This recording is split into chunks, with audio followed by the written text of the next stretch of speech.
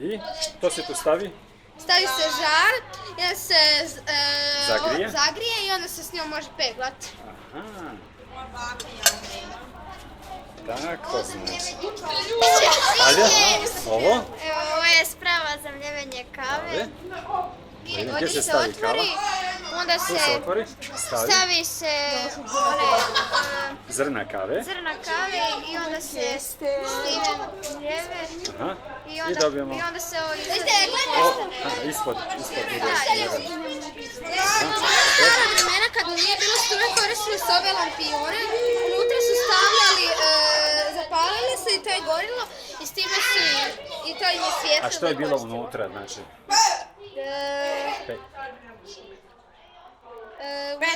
Petrove.